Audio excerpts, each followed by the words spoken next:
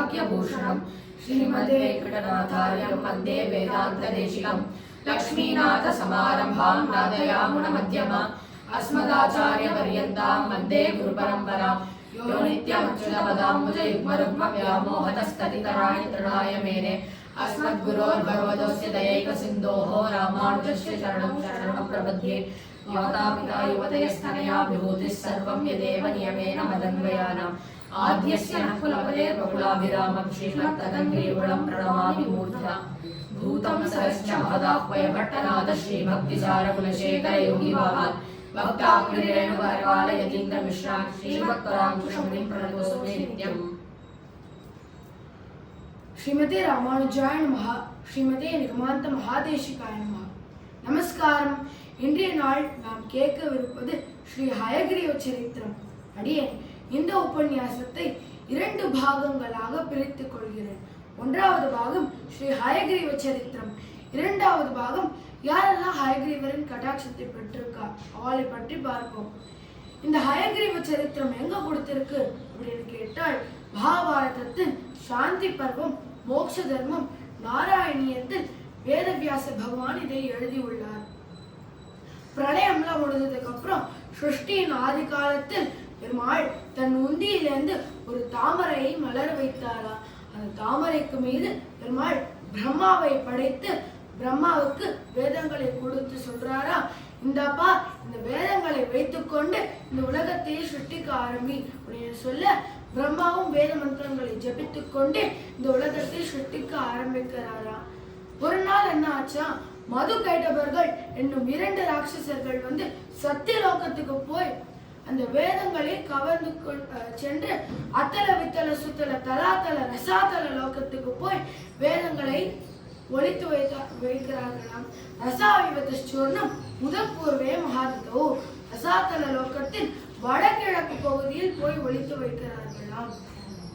மது என்றவன் தமோ குணத்தை ரெப்ரசென்ட் பண்ணானா, கைட்டவன் என்றவன் ரஜோ குணத்தை ரெப்ரசென்ட் பண்ணானா.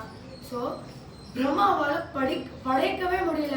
என்ன ஆச்சுன்னு பார்த்தா வேதங்கள் காணும். நினைத்தாரா, வேதாமே பரமம் சக்ஷு, வேதாமே பரமம் பலம், வேதாமே பரமம் தாமம், வேதாமே பிரம்மச்சோத்தரம். வேதங்கள் தான் என்னோட கண்கள், வேதங்கள் தான் என்னோட பலம், வேதங்கள் தான் என்னோட இருப்பிடம், வேதங்கள் தான் என்னோட தெய்வமே. இந்த வேதங்கள் இல்லாம என்னால் இந்த உலகத்தை சிருஷ்டிக்க முடியாது என்று பிரம்மா நினைத்தாரா. பெருமாள் எனக்கு அபயம் அளிப்பார் என்று பெருமாள் திருவடியில் போய் பிரம்மா சரணாகதி செய்கிறாரா. நமஸ்தே பிரம்மஹதயா, நமஸ்தே மம பூர்வஜா, லோகாத்ய புவன ஸ்ரேஷ்டா, சாங்கிய யோக நிதே பிரபு, நமஸ்தே பிரம்மஹதயே. அப்பேற்பட்ட பெருமாள் நீ பிரம்மனின் ஹிருதயத்தில் வசிக்கிறாய். நமஸ்தே மம பூர்வஜா, பெருமாள் பிரம்மனுக்கே பூர்வஜனாய் விளங்குகிறார். லோகாத்ய புவன ஸ்ரேஷ்டா, உலகத்திலே சிரேஷ்டமாக விளங்கும் பெருமானே. சாங்கிய யோக நிதே பிரபு, எல்லா யோகத்துக்கும் ஒரு அதிபதியாக விளங்கும் பெருமானே, உன்னோட திருவடியில் நான் சரணாகதி செய்கிறேன் அப்படின்னு பிரம்மா ஸ்துதி பாடுகின்றாரா. அப்பொழுது நான் வேதங்களை மீட்டு தரேன் என்று பெருமாள் ஒரு அவதாரத்தை எடுத்தாரா. அழகான அவதாரமா. கழுத்துக்கு மேல ஒரு குதிரையின் திருமுகம், கழுத்துக்கு கீழே ஒரு மனிதனின் திருமேனி. சுவாமி தேசிகர் ஹயக்ரீவ ஸ்தோத்திரத்தில் கூறுகின்றார், ஞான ஆனந்தமயம் தேவம் நிர்மல ஸ்படிகாக்கிருத்தம் ஆதாரம் சர்வ வித்யானாம் ஹயக்ரீவம் உபாஸ்மயே. ஞானமும் ஆனந்தமும் ஒரு ரூபம் எடுத்தா இந்த ரூபம் தான் இருக்கும். ஞானானந்தமயம் தேவம் நிர்மல ஸ்படிகாக்கிருத்தம், ஒரு ஸ்படிகக்கல் எவ்வளவு தூய்மையா வெளுப்பா இருக்குமோ அந்த வர்ணத்தோட பெருமாள் அவதரித்தாரா. ஆதாரம் சர்வ வித்யானாம், பெருமாள் எல்லா வித்தியைக்கும் ஆதாரமாக அவதாரம் எடுத்தாரா. ஹயக்ரீவம் உபாஸ்மே, அப்பேற்பட்ட ஹயக்ரீவன் திருவடியில் நான் சரணாகதி செய்கிறேன், அவரை ஸ்துதி பாடுகின்றேன் அப்படின்னு சுவாமி தேசிகன் கூறுகின்றார். இப்பொழுது நாம் நம்மளோட மனக்கண்களை திறக்க வேண்டும். எப்படி வியாசதேவர் இவ்வளவு அழகா ஹயக்ரீவ பகவானை வர்ணிச்சிருக்காரோ அதை பார்ப்போம். சுனாசிகேன காயேன பூத்வா சந்திர பிரபஸ்ததா கிருத்வா ஹயசிர சுப்ரம் வேதானாம் ஆலயம் பிரபு. சுனாசிகேன, அழகான மூக்க படைத்த பெருமானே, காயேன பூத்வா சந்திர பிரபஸ்ததா, பெருமாளை சுற்றி அந்த சந்திரன் ஒளிவட்டம் வீசின்னு இருக்கான். சுனாசிகேன காயன பூத்வா சந்திரபிரபஸ்துதா துத்வா ஹைஷரசூபம். பெருமாள் அழகான ஒரு குதிரையின் முகத்தை எடுத்துக்கொண்டு வந்தாராம். வேதானாம் ஆலயம் பிரபு. பெருமாளின் திருமேனி வேதத்துக்கு ஒரு இருப்பிடமாக இருந்ததாம். தஸ்ய மூர்னா சமபவத்யோஹு சனதக்ஷதாரகः கேசஸ்ய அஸ்யாபவன்னாஹ தீர்கா ரவேரம்ச சமத்பிரபா. பெருமாள் திருமேனி அங்கம் அங்கமா வேதவியாசர் வர்ணித்துக் கொண்டே வரார். தஸ்ய மூர்னா சமபவத்யோஹு. பெருமாளின் தலை மீது சனதக்ஷ தாரகா தேவலோகங்களும் நட்சத்திர மண்டலங்களும் இருக்கா. கேசஸ்ய அஸ்யாபவன்னாஹ. பெருமாளின் கேசபாசங்கள் சூரிய கிரணங்களை போன்றிருந்ததா. தீர்கார வேரம்ச சமத்பிரபா.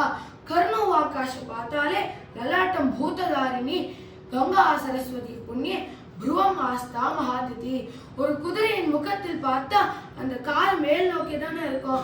அதனால பெருமாள் ஹயக்ரீவருக்கு ஒரு காது ஆகாசம், இன்னொரு காது பார்த்தாலும் லலாட்டம் பூததாரிணி. லலாட்டம் என்றால் நெற்றி. பெருமாளின் திருநெற்றி பூமியாக இருந்ததா. கங்கா சரஸ்வதி புண்ணிய புருவம். புருவம் என்றால் ஐப்ரோ. சோ பெருமாளுக்கு ஒரு புருவம் கங்கா நதியா, இன்னொரு புருவம் சரஸ்வதி நதியா. கங்கா சரஸ்வதி புண்ணிய புருவம் ஆஸ்தா மகாதிதி. சக்ஷுஷி சோமசூரியோதே நாசசந்தியா புனஸ்பிருதா ஓம்காரஸ்வத சம்ஸ்காரா வித்யுத் ஜிக்வச்ச நிர்மிதா. பெருமாளுக்கு ஒரு கண் சூரியன், இன்னொரு கண் சந்திரன். சக்ஷுஷி சோமசூரியத்தை நாச சந்தியா புனஸ்பிருதா. பெருமாளின் திருமுக்கின் மீது அந்த சந்தியா காலம் இருந்ததா. ஓம்காரஸ்வத சம்ஸ்காரா. பெருமாளின் சிந்தனையாக இந்த பிரணவம் இருந்ததா. வித்யுத் ஜிக்வச்ச நிர்மிதா. பெருமாளின் நாக்காக அந்த மின்னல் இருந்ததா. தந்தஸ்ய பிதரோ ராஜன்னாஹ சோமபாயதி விஸ்ருதா கோலோக பிரம்மலோகச்ச கோஷ்டோ ஆத்மா மகாத்மனாஹ. பெருமாளின் தந்தங்களாக இந்த பித்ரு தேவதைகள் இருந்தாங்களாம். பெருமாளின் மேலுதடாக கோலோகமும் கீழுதடு பிரம்மலோகமாக இருந்ததா. கோஷ்டோ ஆத்மா மகாத்மனாஹ. கிரீவச்சஸ்ய பவன்னாதா காலாராத்திரி குணாத்தமான். பெருமாளின் கழுத்து அந்த ராத்திரி காலம் இருந்ததா. ஏத்தத் ஹயஸ்கிருத்வா நானாமூர்த்தி பிராவிரதம். பெருமாள் கழுத்துக்கு மேல ஒரு குதிரையின் முகத்தோடு கழுத்துக்கு கீழே வேதங்களால் பண்ணப்பட்ட அழகான திருமேனியை எடுத்துக்கொண்டு வந்தாராம். ஒரு வாட்டி திருப்பியும் வர்ணித்து பார்ப்போமே. பெருமாளுக்கு ஒரு காது ஆகாசம், இன்னொரு காது பார்த்தாலும். அவர் லலாட்டம், அவர் நெற்றி பூமியும், அவர் ஒரு புருவம் கங்கா நதியும், இன்னொரு புருவம் சரஸ்வதி நதியும், ஒரு கண்ணு சூரியன், இன்னொரு கண்ணு சந்திரன். அவர் மூக்கின் மீது அந்த சந்தியா காலம். பெருமாளின் பற்கள் அந்த பித்ரு தெய்வதர்களா இருந்ததா. மேலுதடு கோலோகம், கீழுதடு பிரம்மலோகம். அவர் நாக்காக மின்னல் இருந்ததா. கழுத்துல அந்த ராத்திரி காலம் இருந்ததா.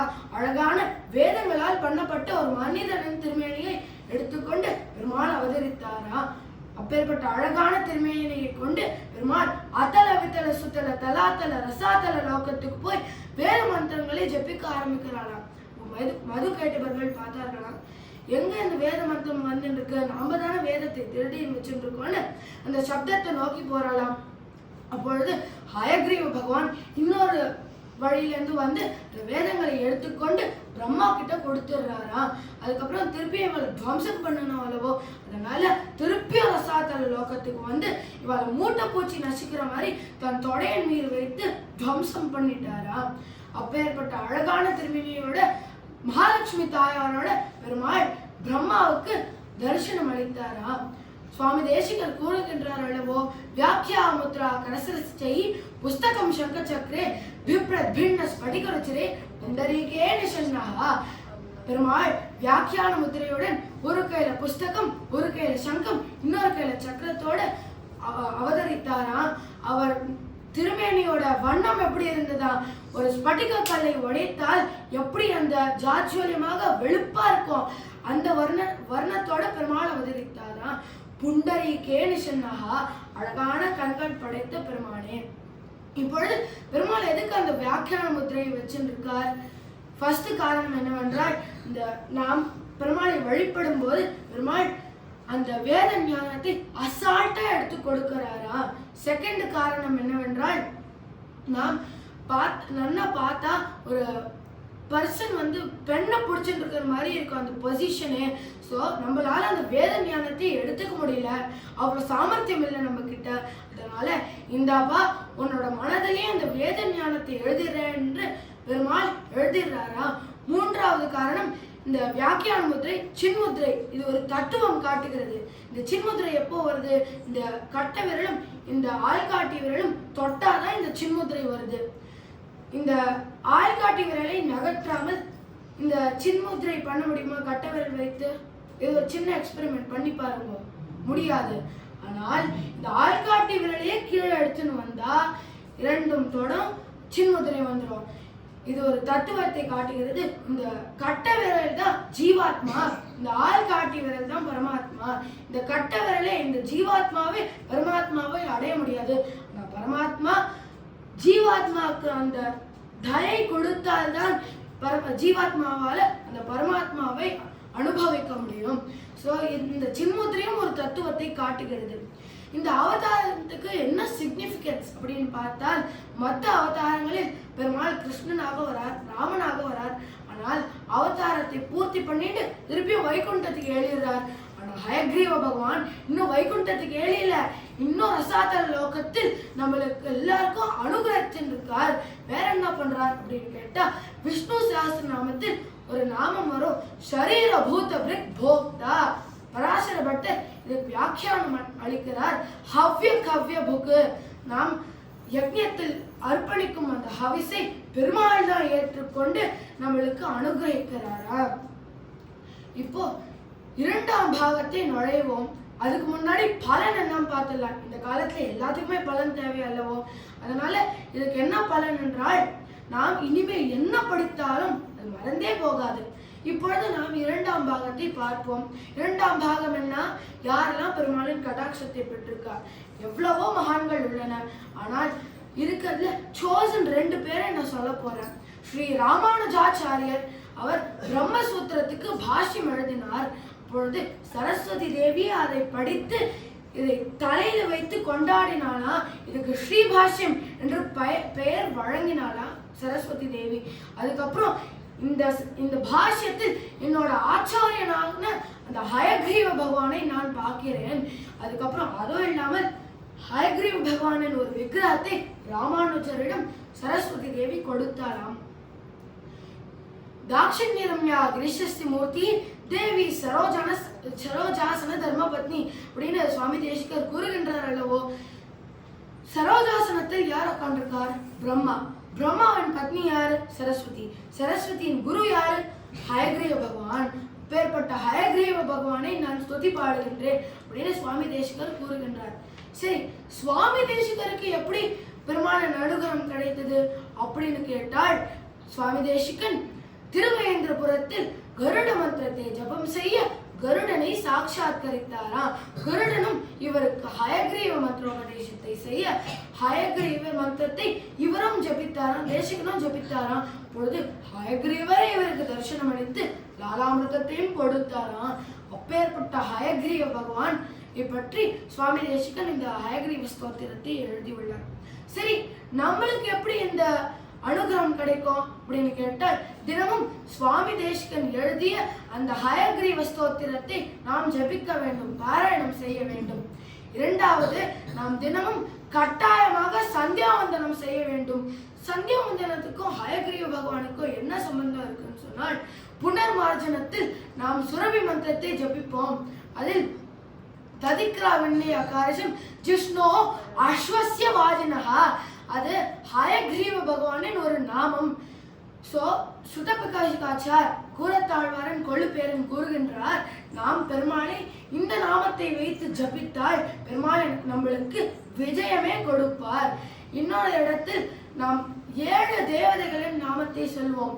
அக்னி, வாயு, அர்க்க, வாகீஷ. வாகீஷ ஹயக்ரீவ பகவானின் இன்னொரு நாமம். அப்பேற்பட்ட ஹயக்ரீவ பகவானின் சரித்திரத்தை என் வாயால கேட்டதற்கு எல்லாருக்கும் கிருத்தஜ்ஞத்தையை தெரிவித்துக் கொள்கிறேன். முரளி மாமா எனக்கு இந்த வாய்ப்பை கொடுத்ததற்கு அவருக்கு நான் நமஸ்காரம் தெரிவித்துக் கொள்கிறேன். ஸ்ரீமதி ராமானுஜாய நமஹ. நமஸ்காரம்.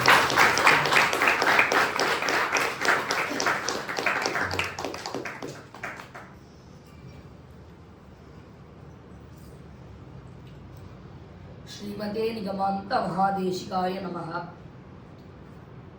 சாக்ஷாத் ஸ்ரீ ராமச்சந்திர பிரபுவினுடைய நாமமாகிய அந்த ராம நாமத்தினை, அதனுடைய வைபவத்தினை இன்னைக்கு தலைப்பாக எடுத்துக்கொண்டு அதில் பிரவேசிப்போம். முதல்ல இந்த ராமநாமம் எப்படின்னா, ராமருக்கு முன்னாடியே வந்தது ராமநாமம். ராமர் திரேதாயுகத்தில் அவதாரம் பண்ணினார்னா அதுக்கு முன்னாடியே ராமநாமம் வந்தது. இந்த ராமநாமத்தினை முதலில் ஜபித்தவர் யார்? இந்த ராமநாமத்தின் பெருமையினை இந்த லோகத்துக்கு முதல்ல சொன்னவர் யாருன்னு கேட்டா அது சாட்சாத் சிவபெருமான். புரியலையே, ராமரே திரேதாயுகத்தில் ஒருவர், வசிஷ்டர் தானே ராமருக்கு பேர் வச்சார். பின்ன எப்படி இந்த ராமநாமம் முன்னாடியே வந்ததுன்னு சொல்லுவோம்? சிவபெருமான் எப்படி ஜபிச்சிருப்பார்னு கேட்டால் விஷ்ணு சஹஸ்ரநாமத்துல ஒரு இடம் வரும், நமக்கு எல்லாம் தெரியும். பரர்திப் பரமஸ்பஷ்டஸ்துஷ்ட புஷ்டஸ்ருதேக்ஷண ராமோ விராமோ விரதோ மார்கோனேயோ நயோனயா. இந்த இடத்துல ராமோ விராமோ விரதோன்னு வருது இல்லையா, அதாவது ராமஹான், அந்த அது ஒரு காமன் நேம் பெருமாளுக்கு. பெருமாளுக்கு ராமஹா என்னும் திருநாமம் முதலிருந்தே ஆரம்பத்திலேருந்தே உண்டு. ராமஹா என்றால் மனத்துக்கு இனியவன் அர்த்தம். இது அப்படியே தமிழாக்கம் நம்ம ஆண்டாள் திருப்பாவ பாசுரத்துல என்ன சொல்லியிருக்கா? சினத்தினால் தென்னிலங்கை கோமானை செற்ற மனத்துக்கு இனியானை. அந்த இடத்துல மனத்துக்கு இனியான். எனவே ராமஹான்ற சப்தத்துக்கு அர்த்தம் மனத்துக்கு இனியான்னு அர்த்தம் இல்லையா? அப்ப அது பெருமாளுக்கு ஏற்கனவே இருக்கிறதுனால ராமநாமம் முன்னாடி வந்ததுக்கே நிறைய பாசிபிலிட்டிஸ் இருக்கு. சிவபெருமான ஜபிக்கிறதுக்கும் பாசிபிலிட்டிஸ் நிறைய இருக்கு. இப்போ சிவபெருமான் எப்படி இந்த ராமநாமத்தின் பெருமையினை இந்த லோகத்துக்கு சொன்னாங்கிறத முதல்ல ஒரு இன்சிடென்ட் மூலியமா பார்க்கலாம். இது நிறைய பேருக்கு இந்த இன்சிடென்ட் தெரிஞ்சிருக்கிறதுக்கும் வாய்ப்பு இருக்கு. எப்படின்னா, துளசிதாசர் தன்னுடைய ராமச்சரிதமானஸ்ல பிரம்மாவினுடைய முகத்திலேருந்து சதகோடி ராமாயணம் வந்ததுன்னு வால்மீகிக்கு அவர் அனுகிரகம் பண்ணும் போது பிரம்மாவினுடைய முகத்திலேருந்து சதகோடி ராமாயணம் வந்ததுன்னு துளசிதாசர் தன்னுடைய ராமாயணத்துல எடுத்திருக்கார். இப்போ இந்த 100 கோடி 100 கோடி ராமாயண ஸ்லோகங்களுமே எங்களுக்கு தான் சொந்தம்னு 3 பேர் சண்டை போட்டா. 3 பேர் யாருன்னா தேவர்கள், அசுரர்கள், மனிதர்கள். 3 பேருமே முதல்ல பிரம்மா கிட்ட போய் கேட்டா, பிரம்மாவுக்கு அதுக்கு விடை தெரியலன்றதுனால நீ பெருமாள் தானே ராமாவதாரம் எடுக்க போறார், அவர்கிட்ட போய் கேளும்போது ராமாயண ஸ்லோகங்கள் தானே 100 கோடி ராமாயண ஸ்லோகங்கள், அவர்கிட்ட போய் கேளும்போதுனா பெருமாள் சொன்னாரா, நானே இன்னும் ராமன அவதாரம் எடுக்கல, அதனால திரேதாயுகம் மேலே வரப்போகுது, அதனால நீங்க சிவபெருமான் கிட்ட போங்கன்னு பெருமாளே சிவபெருமான காட்டுற. அப்போ சிவபெருமான் கிட்டாவா போகும்பொழுது சண்டை போட்டுக்காதீங்கோ, இதை 3 பாகமா பிரிங்கோ இந்த 100 கோடியை அப்படின்னு. 30 கோடி 30 கோடி 30 கோடியா பிரிச்சு கொடுத்தார். மீதி 10 கோடி. அந்த 10 கோடியை 3 கோடி 3 கோடி 3 கோடியா பிரிச்சார். மீதி எவ்வளவு இருக்கு? 1 கோடி. அதை 30 லட்சம் 30 லட்சம் 30 லட்சமா பிரிச்சார். மீதி 10. அதை எப்படி பிரிப்பார்? 3 லட்சம் 3 லட்சம் 3 லட்சம் மீதி 1. அதை எப்படி பிரிப்பார்? 30,000 30,000 30,000 மீதி எவ்வளவு இருக்கு? 10,000 இருக்கு. 10,000 3000 3000 3000 கொடுக்குற. மீதி எவ்வளவு இருக்கு? 1000. 1000 எப்படி கொடுப்பார்? 300 300 300 கொடுத்துட்டார். மீதி 100 ஸ்லோகங்கள். 100 30 30 30 கொடுத்துட்டார். மீதி 10. 10 3 3 3 கொடுத்தார். மீதி 1. இப்போ 1 எப்படி கொடுப்பார் அப்படின்னு கேட்டா, சமஸ்கிருதத்துல நமக்கு தெரியும் 32 அக்ஷரம். ஒரு எண்ணிக்கைக்கும் ஒரு பேர் உண்டு. இப்போ இந்த 32 33 அந்த மாதிரி இடத்துக்கு வந்தா அதுக்கு அனுஷ்டுப் சந்தஸ்னு பேரு. இப்போ நம்ம சுவாமி வேதாந்த தேசிகன் பண்ணியிருக்காரு இல்லையா, அதுல எல்லாம் வந்து எப்படின்னா அந்த 40 42 அந்த எண்ணிக்கையில அக்ஷரங்கள் போகும் ஒரு ஸ்லோகத்துக்கும். அதுக்கு தண்டகம்னு பேரு. கருட தண்டகம்னு நம்ம எல்லா பெரியவர்களும் சேவிப்பது உண்டு. இப்போ இந்த சான்ஸ்கிரிட்ல ஒரு ஸ்லோகம் 32 அக்ஷரம் இல்லையா, அந்த 32 அக்ஷரத்தை 10 10 கொடுத்துருவார். மீதி 2 அக்ஷரம் இருக்கு. அது என்னது? அதுதான் ராம. இந்த ராம என்னும் 2 எழுத்தினை சிவபெருமான் சொன்னாரா, உங்களுக்கு 100 கோடி 100 கோடியிலேருந்து இவ்வளோத்தையும் கொடுத்துட்டேன், இந்த 2 எழுத்த தட்சணையா நான் வச்சுக்கிறேன்னா. அவ்வளோ ஒரு ஆசை சிவபெருமானுக்கு ராமநாமத்து மேல. ஹனுமான் யாருடைய அம்சம்? சிவபெருமானுடைய அம்சம் இல்லையா? சிவபெருமானே அவ்வளோ ஆசையா போனாராம் திரேதாயுகத்துல, நான் ஹனுமானா வருவேன். அவ்வளோ ஆசையா சிவபெருமானுக்கு ராமநாமத்தை ஜபிக்கிறதுல. அதனால சிவபெருமானே தான் மட்டும் ஜபிப்பதில்லையாம் ராமநாமத்தினை. காசியில யாரெல்லாம் காரகத்தை அடைகிறார்களோ அவர்களுடைய காதிலெல்லாம் ராம என்னும் தாரக மந்திரத்தினை கூறுகின்றார். தாரகனா என்னது? தரணம் செய்வது. தாரயதி மீன்ஸ் ஜம்பிங். நம்மளை ஜம்ப் பண்ணி இந்த சம்சார கடல்ல இருந்து நம்மளை ஜம்ப் பண்றதுக்கு ஒரு உதவி செய்யற மாதிரி தரணம் பண்றது ராமநாமம். எனவே அது தாரக மந்திரம்னு சொல்றோம். அதனால அந்த தாரக மந்திரத்தை யார் கலங்கி அடைந்தாலும் அதனுடைய ஒரு ஜீவராசி சாதாரண ஆடு பசுன்னு எது காலகதி அடைந்தாலும் அதனுடைய காதுல ராமங்கிற அந்த 2 எழுத்தினை கூறி அவளுக்கு டைரக்டா வைகுண்டம் இல்லையா. ஏற்பட்ட இந்த ராம என்னும் 2 எழுத்து தாரக மந்திரம்னு சொல்லப்படுறது பல இடங்கள்ல நிறைய பேருக்கு உதவும் செய்திருக்கு. அத பல இடத்துல திருஷ்டாந்தமா பெரியோர்கள் மகான்கள் வாகேக்காரர்கள் எல்லாம் காமிச்சிருக்கா. ஏன்னா இதுக்கு ஒரு பிரபலமான ஒரு ஸ்லோகம் உண்டு. எப்படின்னா, ஆபதாம் அபஹர்த்தாரம் தாதாரம் சர்வசம்பதாம் லோகாபிராமம் ஸ்ரீராமம் பூயோ பூயோனாம் தெரியும். அதுல இந்த முதல் 2 வரிகள் எதனை காண்பிக்கிறது என்றால், ராமநாமம் ஆபதாம் அபஹர்த்தாரம் ஆபத்துக்களை எல்லாம் நிவர்த்தி செய்யக்கூடியது, தாதாரம் சர்வசம்பதாம் சர்வ சம்பத்துகள் எல்லா சம்பத்துகளையும் கொடுக்க வல்லது இந்த ராமநாமம். எனவே இந்த ராமநாமத்தை எந்தெந்த வேற நம்ம பார்க்கலாம்னா, முதல்ல இப்போ நம்ம இந்த சிவபெருமானோட பார்த்துட்டோம். அடுத்து நம்ம கொஞ்சம் ராமாயணத்துல போய் அங்கங்க என்ன இருக்குன்னா, அதுல ஃபேமஸா ஒரு இடம் கிஷ்கிந்தா காண்டத்துல இந்த வாலியோட சுக்ரீவனுக்கு யுத்தம் நடக்கிறது இல்லையா, அந்த இடத்துல ராமர் மறைந்திருந்து அம்பு விட்டார். அம்பு விட்டது எல்லாருக்குமே தெரியும். அந்த இடத்துல வாலிக்கும் அந்த ராமநாமத்துக்கும் ஒரு சம்பந்தம் இருக்கு. அந்த இடத்த கம்பர் ரொம்ப அழகா எடுத்துட்டு போறார். எப்படின்னா, ராமர் அம்பு விட்டது வாலியினுடைய நெஞ்சில் போய் பட, அது எப்படின்னா அந்த இடத்துல ஒண்ணு நடந்தது என்னன்னா, ராமனுடைய பானம்ங்கிறது வேகமா அப்படி போனா ஒரே ஷாட்ல எங்க பட்டாலும் சரி அப்படியே தொலைச்சுட்டு போயிடும். இந்த சினிமால காட்டுற மாதிரி அந்த ஹீரோ அப்படி சுட்டாருன்னா அப்படியே அந்த புல்லட் அங்கேருந்து இப்படி பாஞ்சு அங்க ரத்தக்கரப்படியும் பார்த்தா பின்னாடி புல்லட் போயிடும். அத மாதிரி இங்க இந்த மாதிரி இந்த ராமர் அம்பு விட்டா போயிடும். வாலிக்கு மட்டும் அப்படி அங்க ஸ்ட்ரக் ஆகி நின்றுது. அப்போ வாலி ஆனா வாலிக்கு தெரிஞ்சு கொடுத்த கடைசியில ஒத்துண்டார், ராமர் தான் வெற்றியாளர், ராமர் தான் நல்லவர், எல்லாம் அவர் தான் அப்படின்னு ஒத்துண்டதுக்கு அப்புறம் வாலி அந்த அம்பை எடுத்து பார்க்கும் பொழுது ரத்தக்கரை படிந்த அந்த அம்பில் ராம என்னும் 2 எழுத்து இருந்தது. இத கம்பர் எப்படி கொண்டு போறாருன்னு பார்த்தா, மும்மைசால் உலகுக்கெல்லாம் மூல மந்திரத்தை முற்றும் தம்மையே தமக்கு நல்கும் தனிப்பெரும் பதத்தை தானே இம்மையே எழுமை நோய்க்கும் மருந்தினை ராமன் என்னும் செம்மைசேர் நாமம் தன்னை கண்களில் தெரிய கண்டான். இதுக்கு ரொம்படா ஒரு வியாக்கியானம் என்னன்னு சொன்னோம்னா, ஃபர்ஸ்ட் மும்மைசால் உலகுக்கெல்லாம் மூல மந்திரத்தை வரைக்கும் எடுத்துப்போம். எப்படின்னா, அந்த ராமநாமம் எப்பேற்பட்டதா, மும்மைசால் உலகம் 3 உலகத்துக்கும் மூல மந்திரமாகியது ராமநாமம். உண்மைசார் உலகுக்கெல்லாம் மூல மந்திரமானது ராமநாமம். அந்த ராமநாமத்தை நாம் ஜபித்தால் நமக்கு என்னது கொடுக்குமா, தம்மையே தமக்கு நல்கும், தன்னையே கொடுத்துருமா. இப்ப நம்ம இந்த இடத்துல இப்படி எப்படி இதை அர்த்தம் பண்ணிக்கணும்னாக்கா, ராமநாமத்தை சொன்னால் தம்மையே தமக்கு நல்கும், தன்னுடைய அர்த்தத்தையே கொடுத்துரும். விளக்கலையே, அர்த்தத்தையே கொடுக்கும்னா ராமங்கிறதுக்கு என்ன அர்த்தம் இல்லையா. இப்போ இதை எப்படி அர்த்தம் பண்ணிக்கலாம்னா, இதே கேள்வியை சபரியும் மத்தங்க முனிவர்கிட்ட கேட்டா. மத்தங்க முனிவர்கிட்ட ராமன்னு சொல்றே அதுக்கு என்ன அர்த்தம்னு கேட்டா. அதுக்கு மத்தங்க முனிவர் சொன்னார், இது இப்ப கேட்காத, ராமநாமத்தை நீ ஜபி, இப்ப சொன்னாலும் உனக்கு அந்த அர்த்தம் புரிய போறது கிடையாது இல்லையா. அதனால நீ ராமநாமத்தை ஜபித்து கொண்டிரு, அந்த அர்த்தமே ஒரு நாள் உன்னை தேடி வரும்னு சொன்னார். உடனே சபரி ஆச்சாரியன் சொல்லியிருக்காருன்னு ராமநாமத்தை ஜபிச்சா. அதனுடைய அர்த்தம், அதனுடைய பலன் என்ன, திரேதாயுகத்தில் அந்த சாட்சாத் ஸ்ரீராமச்சந்திர பிரபுவினுடைய அந்த ஒரு தரிசனமே சபரி கிடைச்சது. அதனாலதான் சொல்லுவோம் சபரி மோட்சம்னு சொல்றானே, அந்த இடம் ரொம்ப முக்கியமான பார்ட் இல்லையா. ஆக தம்மையே தமக்கு நல்கும் என்றால் தன்னுடைய அர்த்தமாகிய ராமனையே நம்ம கொடுத்துரும். தம்மையே தமக்கு நல்கும் தனிப்பெரும் பதத்தை தானே. இந்த தனிப்பெரும் பதம்ங்கிறத மனசுல ஞாபகம் வச்சுட்டு அடுத்ததை முடிச்சிருவோம். முதல்ல தம்மையே தமக்கு நல்கும் தனிப்பெரும் பதத்தை தானே, இம்மையே எழுமை நோய்க்கும் மருந்தினை.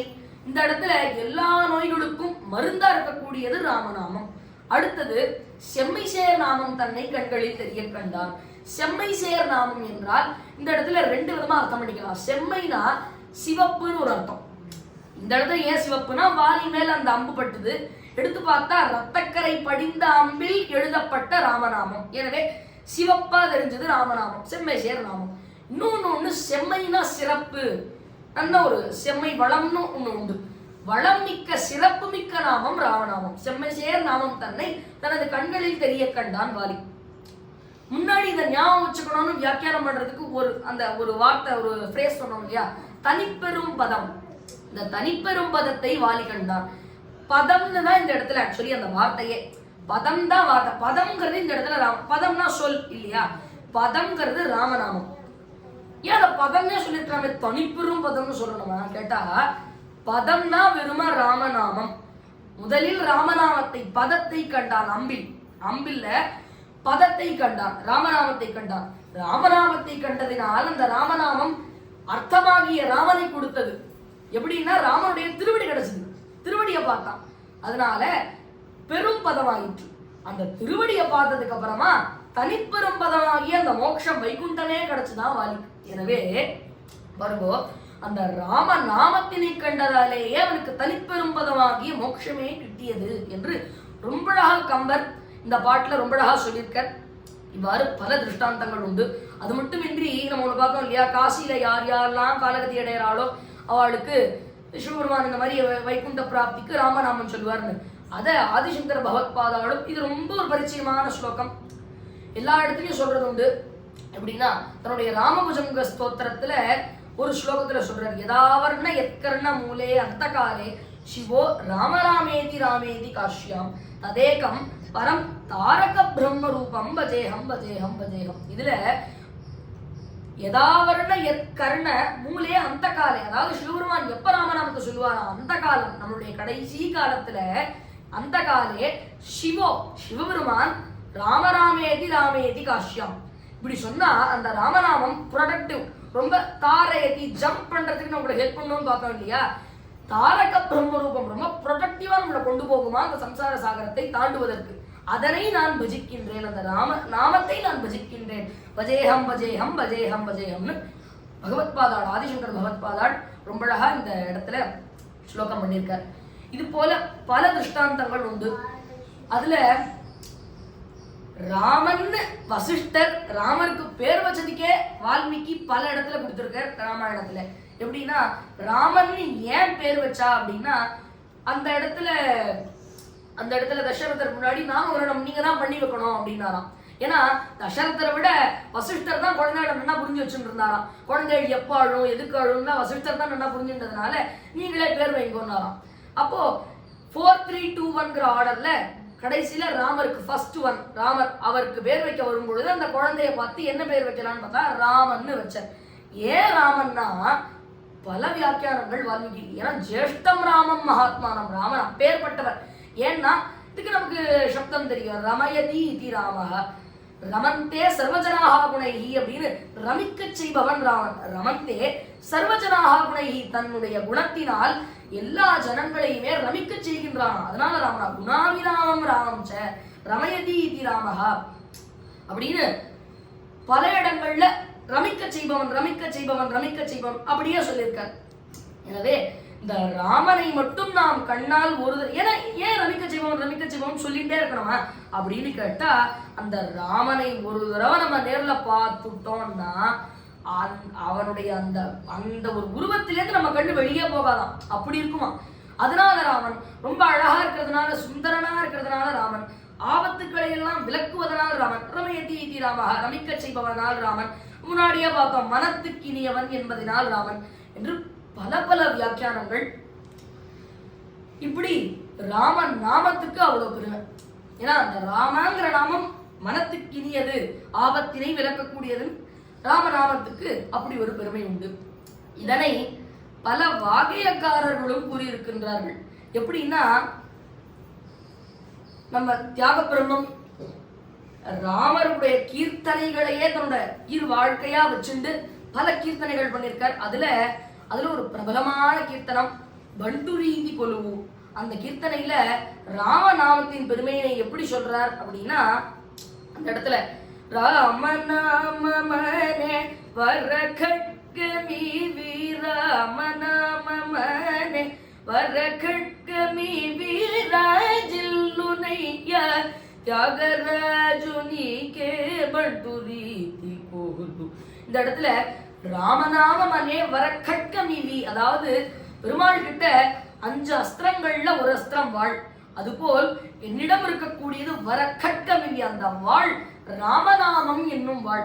அதனை வைத்துக் கொண்டிருப்பதனால் எனக்கு ஒரு தீங்குமே நிகழாது என்று தியாக பிரம்மம் ரொம்ப அழகா பாடியிருக்கார். அதுபோல புரந்தரதாசரும் ரொம்ப அழகா ஒரு கீர்த்தனையில சொல்லியிருக்கார், சாரவடிவ மந்திர முக்தி மார்க்க இது மூல மந்திரா, முக்தி மார்க்கத்தினை அடைவதற்கு மூல மந்திரமா இருக்கக்கூடியது இந்த ராமநாமம் என்று. இவ்வாறு பல பல வியாக்கியானங்கள் அந்த ராம நாமத்துக்கே இருக்கு. அப்பேற்பட்ட அந்த ராம நாமத்தினை நாமும் ஜபித்து, அந்த ராமநாமமே நமக்கு கம்பர் சொன்ன மாதிரி நன்மையும் செல்வமும் நாடும் நல்குமே சொன்னார் இல்லையா? திண்மையும் பாவமும் சிதைந்து தீயுமே, ஜென்மமும் மரணம் இன்றி தேயுமே, இம்மையே ராமா என்ற 2 எழுத்தினால்னு சொன்னது போல. ஏன்னா ராமநாமம்ங்கிறது திண்மையும் பாவமும் சிதைந்து தீயுமே, இந்த ஜென்மமும் மரணம் இன்றி தேயுமேன்னா ராமநாமம் எப்பேற்பட்டதுன்னா மிருத சஞ்சீவனம்னு நமக்கு நன்னா தெரியும். விஷ்ணு சஹஸ்ரநாமத்துல மிருத சஞ்சீவனம்னு உண்டு.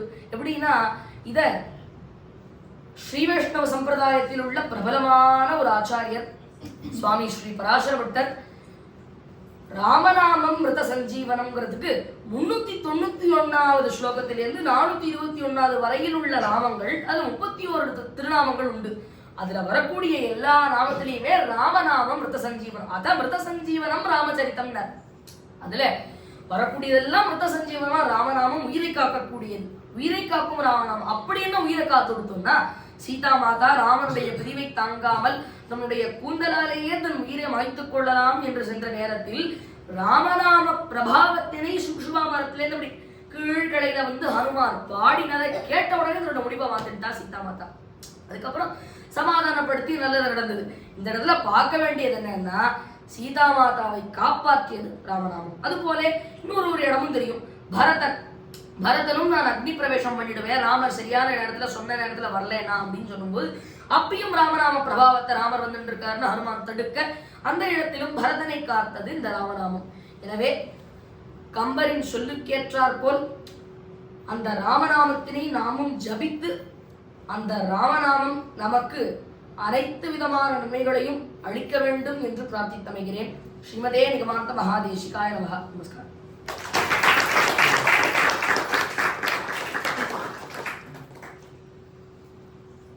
श्रीमान वेंकटनाथार्य कवितार्किक केसरी वेदांताचार्य वर्यो में सन्निधत्तां सदा हृदि व्रीडा विद्ध वदान्य दान वयशो नासीर दाटिः पटः त्रय्यक्षं मकुटं पुनन्न वदुनस्त्रय विक्रमो विक्रमः यत्प्रस्ताव समुच्च शीर ध्वजपटि वृद्धान्त सिद्धान्तिभिः श्रोतोभिः सुरसिन्धुरष्ट सुदिशा सौदेषु दूदूयते.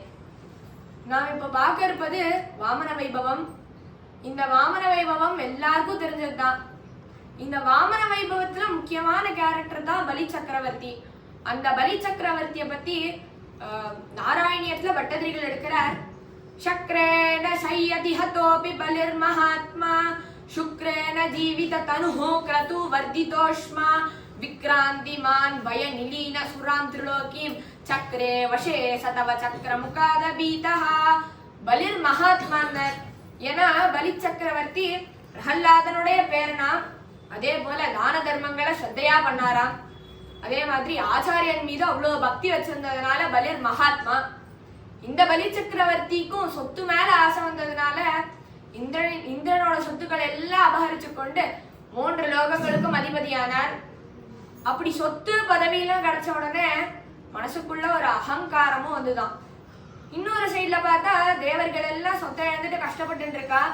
அப்ப தேவர்களுக்கு தாயான அதிதி கஷ்யபரிடம் போய் இதுக்கு நிவாரணம் கேட்க, கஷ்யபர் பெருமாளின் மீது பயோவிரதம் இரு அப்படின்னு சொல்றார்.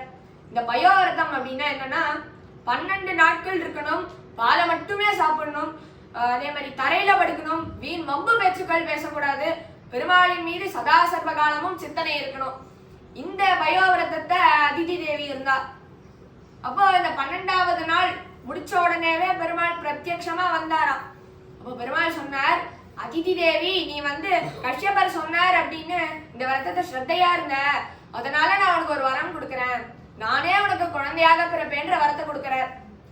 பெருமாள் வந்து குழந்தையா பிறக்கிறாராம். இத நாராயணியத்துல சொல்றார். துவம் காஷ்யபே தபசி சந்நிததத்ததானீம் பிராப்தோசி கர்ப்பமதிதேஹே பிரணுதோ விதாத்ரா பிராசூதச்ச பிரகட வைஷ்ணவ திவ்ய ரூபம் சாத்வாதசி ஸ்ரவண புண்ணிய தினே பவந்தம். பிரகட வைஷ்ணவ திவ்ய ரூபம். எப்படி பெருமாள் பார்க்கடல்ல சங்கு சக்கரத்தோட பீதாம்பரதாரியா ஸ்ரீதேவிய மார்பிள வச்சுட்டு ஸ்ரீவச்சம் என வச்சத்தோட இருக்காரோ, அதே போல பெருமாள் அதிதி தேவிக்கு பிறந்தாராம். இந்த பெருமாள் பிறக்கிறார். என்னைக்கு பிறந்தாருன்னா துவாதசி அன்னைக்கு ஆவணி மாசத்துல சவண நட்சத்திரத்துல பிறக்கிறாராம். இந்த பெருமாளை பார்த்த உடனேவே கஷ்யபர் ஜெய ஜெய ஜெய ஜெய ஸ்துதி பண்றார். பிருஹதாரண்ய புராணத்துல ஸ்துதி பண்றாருன்னு இருக்கு. நமோ நமஸ்தே அகில காரணாய, நமோ நமஸ்தே அகில பாலகாய, நமோ நமஸ்தே அகில நாயகாய, நமோ நமோ தைத்ய விநாசனாய. நீங்க ஸ்துதி பண்ண உடனே பெருமாள் நினைச்சாராம், நான் வந்து இப்படி சங்கு சக்கரத்தோட இருக்கிறதுனால தானே என்ன விஷ்ணு நினைச்சுக்கிறேன் அப்படின்னு சொல்லிட்டு தன்னை ஒரு சின்ன ரூபத்துல வாமனரா மாத்தின்றாராம் பெருமாள். இந்த பெருமாள் உபநயனம் போடுற சமயம் வருது. அப்போ ப்ரஹஸ்பதி வந்து பூணூலை குருவாக இருந்து பூணூல் கொடுத்தாராம். கஷ்யபர் முஞ்சா என்னும் முல்லை கொடுக்கிறார். சரஸ்வதி தேவி அக்ஷகொட்டையால் பண்ணப்பட்ட மாலையை கொடுக்கிறார். குபேரன் பிக்ஷை எடுக்கும் பாத்திரம் கொடுக்கிறார். தியௌஹு அப்படின்றவர் கொடைய கொடுக்கிறார். சப்த ரிஷிகள் குஷா என்னும் தர்பையை கொடுக்கிறார். அம்பாள் பெருமாளுக்கு தாய் ஸ்தானத்துல இருந்து முதல் பிக்ஷையை இட்டாளாம். இப்படி பெருமாள் வந்து பிரம்மச்சாரியா பிறக்கிற மாதிரி பிறந்து நமக்கு முதல்ல அனுஷ்டானங்களை தான் முடிக்கணும், அப்புறம் தான் எந்த காரியத்துக்கு வரதா இருந்தாலும் வரணும்னு சொல்ற. இப்படி பெருமாள் வாமனர் வந்து சித்தாசிரமத்துல இருக்கும் பொழுது அக்னி தேவன் வந்து பிரார்த்தனை செய்யறாராம் பெருமாள் கிட்ட, பெருமாளே நீ எங்களோட சொத்துக்களை எல்லாம் மீட்டு கொடுக்கணும்னு. இப்போ பெருமாள் யோசிச்சாராம், பலி சக்கரவர்த்தி தான் இவ எல்லாரோட சொத்துக்களையும் அபகரிச்சுருக்கார். அப்ப நான் பலி சக்கரவர்த்தி கிட்ட பிக்ஷை கேட்கணும். அப்ப பிக்ஷோஜிதம் பிரகடயன் பிரதமாசிரமத்துவம், பிக்ஷை கேட்கறதுக்கு நான் பிரம்மச்சாரியா போனோம். ஆனா ஸ்ரீதேவி மார்பில் இருக்காளே, அதனால பூமி தேவி கொடுத்த மாந்தோலால கிருஷ்ணாஜினம் யவனிகாம் கிருதவான் பிரியாயாக அப்படின்னு தன்னுடைய பிரியையா இருக்கக்கூடிய மகாலட்சுமியை மறைச்சிருந்தாராம். ஒரு அர்த்தம். இன்னொரு அர்த்தம், ஸ்ரீதேவியோட கடாட்சம் யாருக்கு படுறதோ அகமஹாமிகாம் தன்வதே சம்பதோகாக அப்படின்னு தேசிக ஸ்ரீஸ்துதியில எடுத்தார். எல்லா செல்வங்களும் அவர் பக்கம் போயிடுமா. இப்படி இருக்கும்போது பெருமாள் இந்த அவதாரத்தோட மெயின் மோட்டிவே தேவர்களுக்கு சொத்தெல்லாம் மீட்டு கொடுக்கணும். ஸ்ரீதேவியோட கடாட்சம் பலி சக்கரவர்த்தி கிடைச்சுடுத்துனா தேவர்களுக்கு சொத்தை மீட்டு கொடுக்க முடியாதுன்ற காரணத்துக்காக பெருமாள் மறைச்சுண்டாராம் ஸ்ரீதேவிய. பெருமாள் நர்மதா நதிக்கரையில பலி சக்கரவர்த்தி யாகம் பண்ணும் யாக வாட்டிகைக்கு போறார். இத வந்து திருமங்கையாழ்வார் சாதிக்கிறார். கண்டவர் தம் மனமகிழ மாவலி தம் வேள்வி களவில் மிகு சிறு குரலாய் அப்படின்னு சின்ன வாமனரா அங்க போறாராம். அப்போ அங்க யாகம் செய்யும் முனிவர்கள் எல்லாம் வந்து பெருமாளையே பாக்குறாராம். ஏன்னா வாமனர்னா ஒரு அர்த்தம் ஒரு டுவார்ஃப், இன்னொரு அர்த்தம் ஒளி வீசுபவன். நம்மளோ தேஜோமயமா பெருமாள் வர்றதுனால எல்லாரும் வந்து வாமனரையே பாக்குறா. அப்போ பலி சக்கரவர்த்திக்கு ஒரு பொண்ணு இருந்தா, அவளுக்கு ரத்னமாலா அப்படின்னு பேரு. அவ இந்த பெருமாளுக்கு பால் கொடுக்கணும்னு ஆசைப்பட்டாளாம். இப்படி பலி சக்கரவர்த்தி அந்த வாமனரை வரவேற்று அவருக்கு பாத பூஜை செய்து அந்த தீர்த்தத்தை எடுத்து தன் தலையில் தெளித்துக் கொண்டு தீர்த்தம்னாராம். ஏன்னா இதுக்கு ரெண்டு அர்த்தம் உண்டு. தீர்த்தம்னா இருக்கிறதுல சிறந்த தீர்த்தம். இன்னொன்னு பெருமாளுக்கு தீர்த்தன் அப்படின்னு பேர் இருக்கு. அதனால இது தீர்த்தனுடைய தீர்த்தம், இது பெருமாளின் தீர்த்தம்னு சொல்லி தலையில புரோக்ஷணம் பண்ணிட்டானா. இப்போ இந்த பலி சக்கரவர்த்தி பெருமாளிடம் கேட்கிறார், உங்களுக்கு என்ன வேணும் அப்படின்னு. இப்போ பெருமாள் சொல்ற, மூவடி மண் இறந்திட்டு எனக்கு மூவடி மண் பிக்ஷையா, அவர் வந்து பிக்ஷையா கேட்கிறாராம் பலி சக்கரவர்த்தி கிட்ட, மூவடி மண் தா அப்படின்னு. அப்போ பலி சக்கரவர்த்திக்கு மனசுல அகங்காரம் உள்ள எண்ணம், நான் 3 உலகத்துக்கும் ராஜா, என்ன கேட்டா ஒரு உலகத்தை கூட கொடுப்பேன், ஆனா என்கிட்ட இவர் வந்து 3 அடி மண் கேட்கிறாரேன்னு உள்ள எண்ணம். அப்போ வாமனர் கிட்ட பலி சக்கரவர்த்தி கேட்கிறாராம், உங்களுக்கு 3 அடி மண் போதுமா அப்படின்னு. இப்போ வாமனர் சொல்றாராம், 3 அடி மண்ணுக்கு யார் சாட்டிஸ்ஃபை ஆலையோ அவளுக்கு 3 உலகங்களை கொடுத்தாலும் சாட்டிஸ்ஃபை ஆக மாட்டா, அதனால எனக்கு 3 அடி நிலம் போதும்னு சொன்ன உடனே சுக்கராச்சாரியார் கண்டுபிடிச்சிட்டாராம் இது பெருமாள்னு. பலி சக்கரவர்த்தியிடம் ஓடி வந்து சொல்றார், இது வந்திருக்கிறது பெருமாள், இவருக்கு வந்து எந்த சத்தியமும் பண்ணிடாத அப்படின்னு சொல்றாரு. இப்போ பலி சக்கரவர்த்தி கேட்கிறாராம், எப்படி நீங்க கண்டுபிடிச்சது அப்படின்னு. நம்ம மனுஷர்களுக்கோ தேவர்களுக்கோ இல்ல அசுரர்களுக்கோ போதுன்ற எண்ணம் இருக்கா? இல்லையே, அது பெருமாளுக்கு தான் இருக்கு. அதனால வந்திருக்கிறது பெருமாள் தான். அதனால நீ வந்து தானத்தை கொடுத்துறாத. எப்படி உன்னுடைய கொள்ளுதாதாவா இருக்கக்கூடிய ஹிரண்யகசிபு அழிச்சாரோ அதே போல உன்னையும் அழிச்சிருவார், கொடுத்துறாதேன்ற. ஆச்சாரியன் சொல்லையும் மீறி பலி சக்கரவர்த்தி, நான் வந்திருக்கிறது பெருமாளே இருந்தாலும் என் சொத்துக்களே போனாலும் நான் கவலைப்பட மாட்டேன், ஏன்னா ப்ராமிஸ் பண்ணிட்டேன் அவருக்கு நான் கொடுப்பேன் நின்னா. அப்போ இத கேட்ட சுக்கராச்சாரியார், நான் சொல்லியும் நீ கொடுக்குற இல்லையா, அதனால உன் சொத்துக்களை எல்லாம் நீ இழந்துருவேன்னு ஒரு சாபத்தை கொடுத்துட்டார். பலி சக்கரவர்த்தி தானம் பண்றதுக்காக போறார். கமண்டலத்துல இருந்து தீர்த்தத்தை தார வார்க்கணும். பார்த்தா கமண்டலத்துல இருந்து தீர்த்தம் வரலையாம். என்ன ஆச்சுன்னா சுக்கராச்சாரியார் ஒரு வண்டு ரூபத்துல போய் கமண்டலத்தை அடைச்சுட்டார். அப்போ பெருமாள் என்ன பண்ணாராம், கையில கர்ப்ப பவித்திரம் போட்டிருந்தாராம். அதை எடுத்து கமண்டலத்துல குத்தினாராம். என்ன ஆச்சாம், பெரியாழ்வார் சாதிக்கிறார், சுக்கிரங்கண்ணை துரும்பால் கிளறிய சக்கர கையனே அச்சோ அச்சோ. தர்பையால தானே குத்தினார், ஆனா தர்பையோட நுனியில இருந்தவர் சக்கரத்தாழ்வார். இப்படி பெருமாள் வந்து சுக்கராச்சாரியாரோட கண்ணை சக்கரத்தால எடுத்தார். இப்போ பலி சக்கரவர்த்தி தீர்த்தத்தை தார வார்க்கிறாராம். அது பெருமாளோட கையில பட்டு பூமியில விழுந்தும் பெருமாள் இந்த லோகங்களை எல்லாம் அளந்து பெருமாளோட திருவடி சத்தியலோகம் வரைக்கும் போய் அங்க பிரம்மா வந்து திருவடிக்கு திருமந்திரம் பண்ணி அந்த தீர்த்தத்தை சிவபெருமானோட தலையில விழுந்தோம். ஒரே சமயத்துல இருக்கா, அவ்வளவு வேகமா பெருமாள் அளக்கிறாராம். இது எப்படி தெரியுதுன்னா, ஆண்டாள் வந்து ஆசுரத்துல இருக்கிறா, அம்பரமூடறுத்து ஓங்கி உலகளந்த. அவ்வளோ, அதாவது ஆண்டாள் அம்பரமூடறுத்து உலகளந்தன்னு பாடி இருக்கிறான். ஏன் ஓங்கி உலகளந்தன்னா அவ்வளவு வேகமா பெருமாள் அளக்கிறாராம். இந்த தேசிகரும் அழகா அனுபவிக்கிறார்.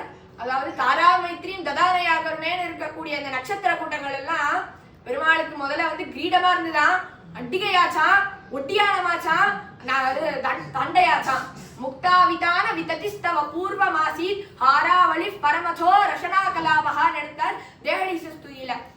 இப்படி பெருமாள் வந்து ஒரு அடியால் பூமி அளந்தார், இன்னொரு அடியால் 14 லோகங்களை அளந்தார். பெருமாளுக்கே 3வது அடி எங்க வைக்கிறதுன்னு தெரியலையா. இப்போ பலி சக்கரவர்த்தியிடம் 3வது அடியே நான் எங்கே வைக்கன்னு கேட்க, பலி சக்கரவர்த்தியோட அகங்காரம் தெளிந்து, பெருமாளே உங்கள் திருவடியை எந்த வைன்னு தன் தலையை கொடுக்கிறார். அப்போ பெருமாள் இந்த பலி சக்கரவர்த்தி அத்தள வித்தள சுத்தள ரசாத்தள தளாதள மகாதள பாதாள லோகத்துக்கு தள்ளுறார்.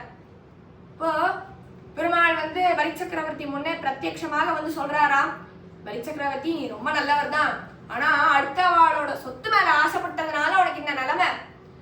அதனால நான் உனக்கு 3 வரங்கள் கொடுக்குறேன்.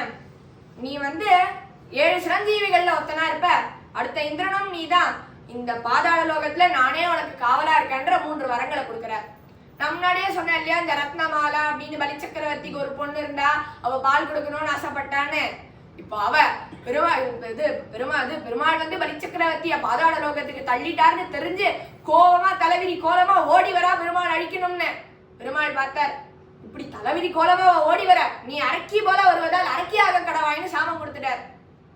இந்த ரத்னமாலாவே இன்னொரு ஜென்மம் கிருஷ்ணாவதாரத்துல பூத்தனையா எடுக்கிறா, பெருமாளின் சாபம்படி அரக்கியா வரா. அதே போல அவளுக்கு என்ன பால் கொடுக்கணும்னு கடைசியில் அழிக்கணும்னு வரா. அதனால பூத்தனையா அரக்கியா பெருமாளை பால் கொடுக்கிற மாதிரி அழிக்க வரா. இதை ரத்னமாலாவின் எண்ணத்தையும் பெருமாள் இந்த அவதாரத்துல நிறைவேற்றினார். அது மட்டுமா, பூதனாவை ஏற்றுக்கொண்டு அவளுக்கு மோட்சத்தையும் கொடுத்தார் பெருமாள். இப்படி பெருமாள் வந்து ரத்னமாலாவின் ஆசையும் நிறைவேற்றினார். இந்த வாமன வைபவத்தை கேட்டாலே நமக்கு வர டவுட் என்னன்னா, பலி சக்கரவர்த்தி தானம் பண்ணார், அவரு கிடைச்சது பாதாள லோகம். அதே சுக்கராச்சாரியார் வந்து பலி சக்கரவர்த்திக்கு ஹெல்ப் பண்ணணும்னு நினைச்சார், அவருக்கு போனது ஒரு கண்ணு. என்னன்னா இந்த 2 செயல்களிலுமே குற்றங்கள் இருந்தது. பலி சக்கரவர்த்தி தன் ஆச்சாரியனின் சொல்லை மீறியும் தானத்தை கொடுத்தார். ஆச்சாரியன் சொல்றாரு இல்லையா கொடுக்காத அப்படின்னு, அப்போ பலி சக்கரவர்த்தி நிறுத்தினார்னா பெருமாளாலேயே ஒண்ணும் பண்ணிருக்க முடியாது. அதையும் மீறி அவர் வந்து போய் கொடுக்கறதுனாலதான் அவருக்கு வந்து பாதாள லோகம் கிடைச்சது. அதாவது நம்ம என்ன தானம் பண்ணாலும் அதை தடுக்கக்கூடாது. சுக்கராச்சாரியார் பலி சக்கரவர்த்தி பண்ண தானத்தை தடுத்ததுனால அவருக்கு ஒரு கண்ணு போயிடுது. அதனால இப்படி இந்த 2 செயல்களிலுமே குற்றங்கள் இருந்தது. ஆண்டாள் இந்த வாமன வைபவத்தை கொண்டாடும் போது இந்த ஒரு அவதாரத்துக்கு மட்டும்தான் ஓங்கி உலகளந்த உத்தமன் அப்படின்னு இருக்கிறா.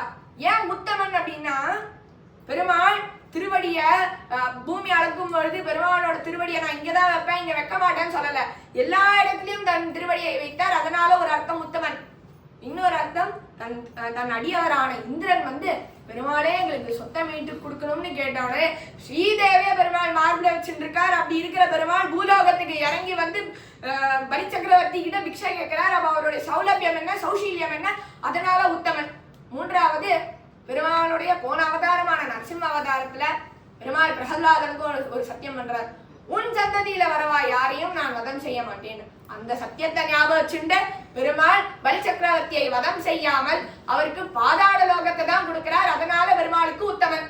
இதையே வந்து திருமங்கை ஆழ்வாரும் புனிதன் அப்படின்னு கொண்டாடுறார். இந்த வாமன வைபவத்தை பார்த்தோம்னாவே நமக்கு 2 பக்தர்கள் இருக்கா. ஒண்ணு மகாபலி, இன்னொன்னு இந்திரன். இந்திரன் பெருமாள் கிட்ட போயிட்டு, பெருமாளே எனக்கு வந்து சொத்துக்களை எல்லாம் மீட்டு கொடுக்கணும்னு சரணாகதி செய்யறார். பெருமாளுக்கு கேட்டே பழக்கம் இல்லை, கொடுத்துதான் பழக்கம். அதனால பெருமாள் வந்து சின்ன உருவா வாமனரா சுருங்கிட்டாராம் கூச்சத்துல.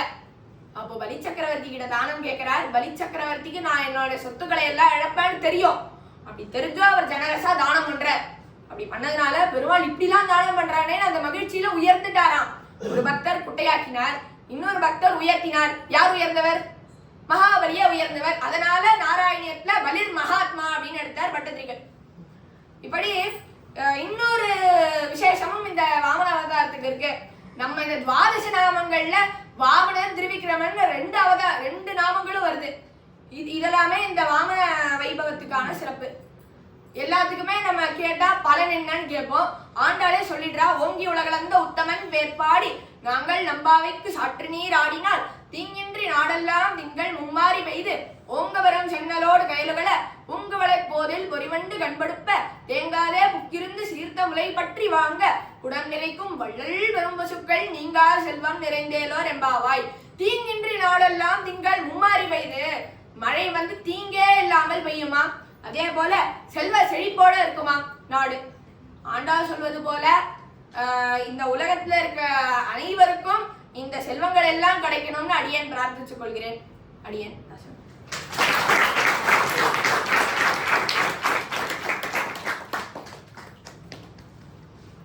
श्रीमते निगमान्त महादेशिकाय नमः।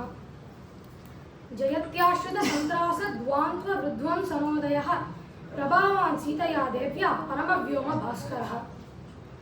வால்மீகி மகரிஷி யுத்த காண்டத்தில் இருக்கக்கூடிய 128வது சர்க்கத்துல ராம பட்டாபிஷேகம்னு ரொம்ப அழகா எடுக்கிறார்.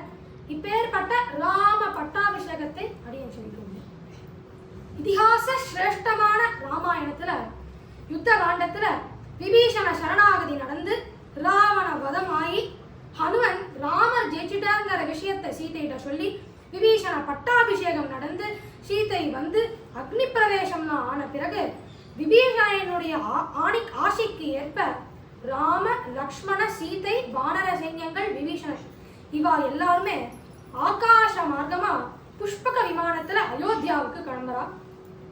இப்படி அயோத்தியாவுக்கு கிளம்புற சமயத்துல ராமர் ஒவ்வொரு இடமா சீதையிட்ட பின் பாயிண்ட் பண்றார். இதோ இதான் சேத்து, இதான் நல்ல சேத்து, இந்த சேத்துவை நீ தரிசனம் பண்ணிக்கோன்னு சொல்ற.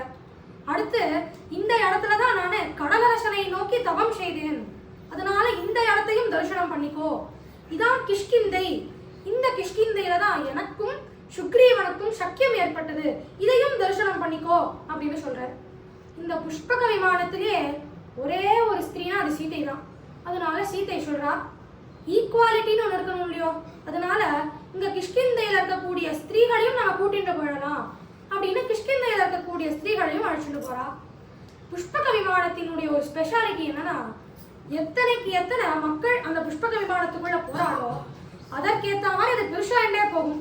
அது போல இவா எல்லாரும் இந்த புஷ்பக விமானத்துல ஏறி அயோத்தியாவுக்கு போறா. அப்ப ராமர் பரத்வாஜ ஆசிரமத்துல தங்க வேண்டிய சூழ்நிலை ஏற்படுறது. அப்ப அவர் பரத்வாஜர்கிட்ட அயோத்தியாவோட நிலை பற்றி வினவறார். அதற்கு பரத்வாஜர் சொல்றாராம், பரதன் ஒருவன் மட்டும் உங்களை நினைச்சு கஷ்டப்பட்டு இருக்கார், பரதனை தவிர்த்து பாதுகாதேவியோட ராஜ்யத்துல எல்லாரும் சௌக்கியமா இருக்கா அப்படின்னு சொன்ன உடனே ராமர் ஹனுமனை கூப்பிட்டு திருவடி எக்ஸ்பிரஸை பாக்குறாராம். நேரா நீங்க போய் பரதனை பாருங்கோ, பரதனை பார்த்துட்டு இந்த மாதிரி நான் வந்துட்டு இருக்கேன்னு சொல்லுங்கோ.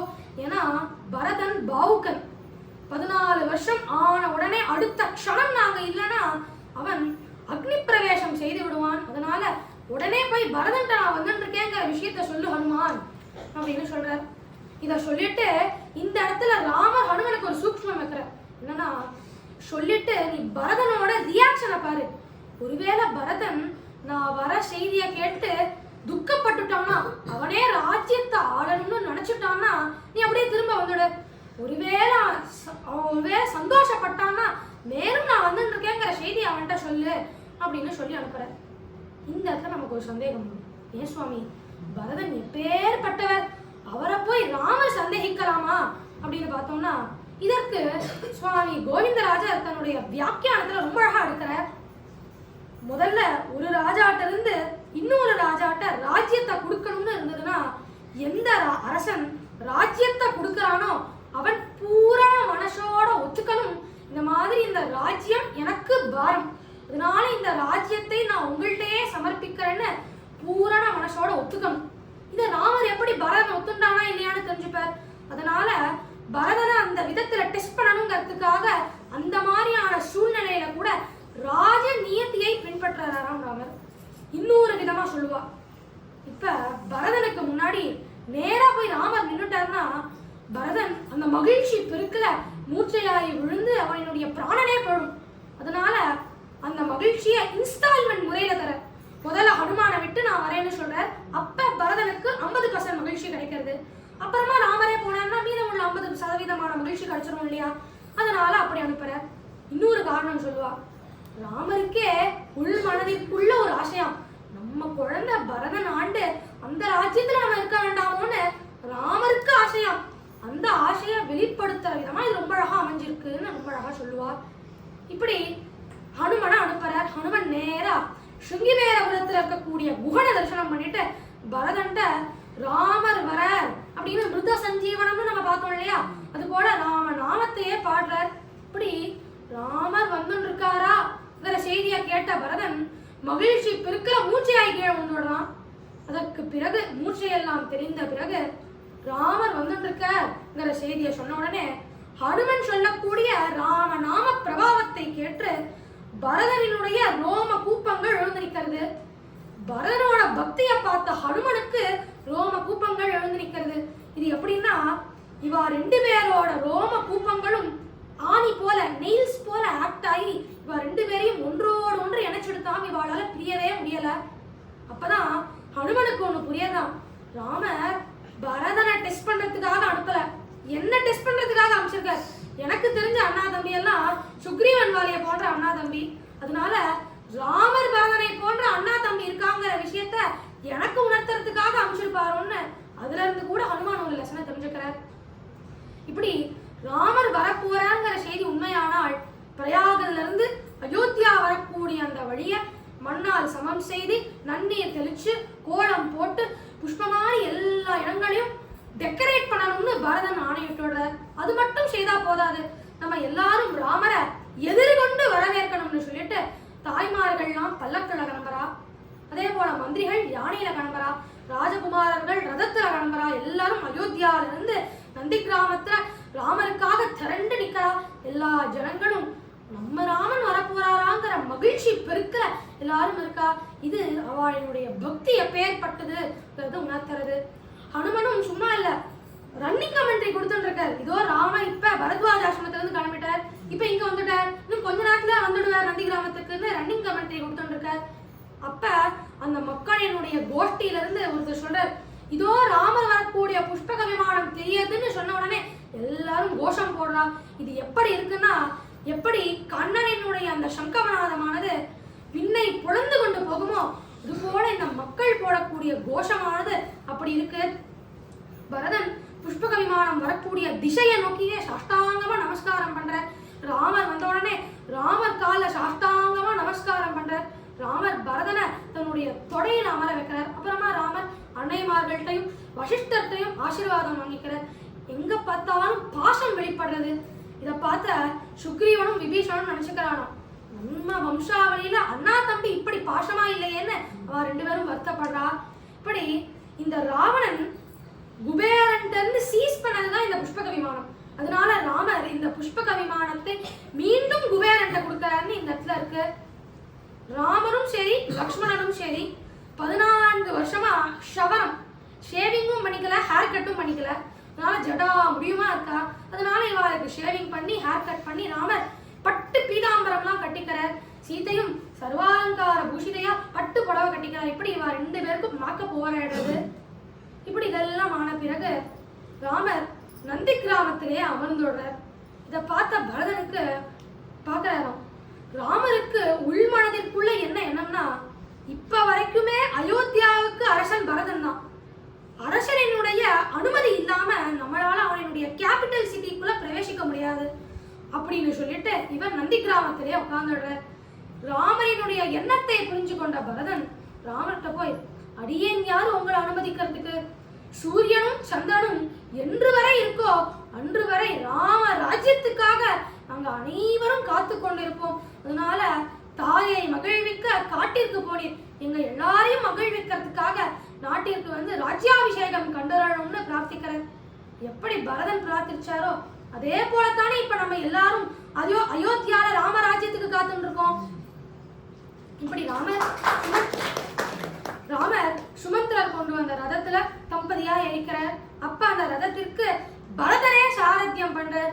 ஒரு பக்கம் லக்ஷ்மணன் கவரி வீசறர், இன்னொரு பக்கம் விபீஷணன் கவரி வீசறர்.